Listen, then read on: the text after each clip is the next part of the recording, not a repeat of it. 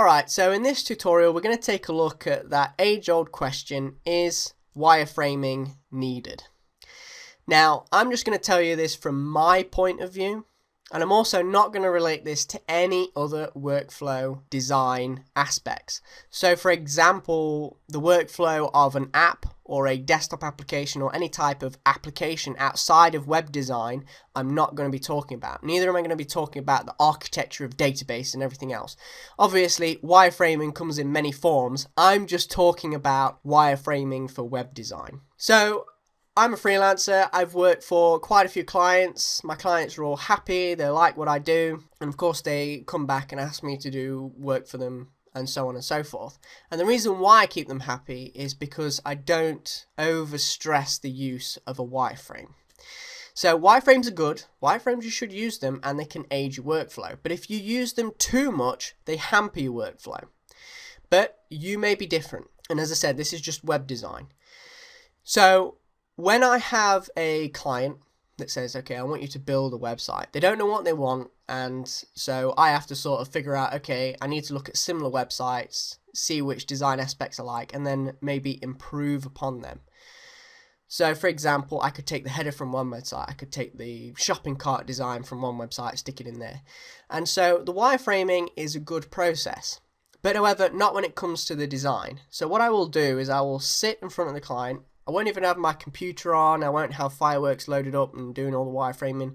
I won't do it. Of course you can do a quick rough wireframe on your computer, but I normally just get pen to paper, which is usually what your clients relate to because they're not necessarily tech savvy, it just depends who you work for.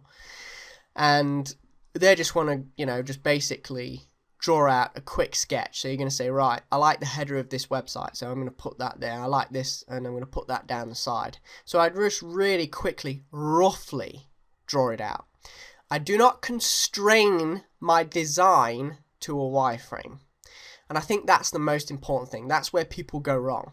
Yes, I've shown the client a wireframe, but I'm not exactly drawing that in the computer and then trying to fit my design into the wireframe. I'm not trying to do that. I'm just trying to explain to the client what I want to do and what type of design I'm going to build, and then the client can choose from there when they want to. Obviously, you should definitely do that first. But I don't create a wireframe in which I'm trying to fit my design into it, because I think that just hampers the design process. So that's just my opinion. But however, when it obviously comes to the final stages of that design, I think then you should fit it into a wireframe. Why? Because you need to sort out all your leading, you need to sort out all the positioning, make sure everything is bang on. And a wireframe is perfect for that.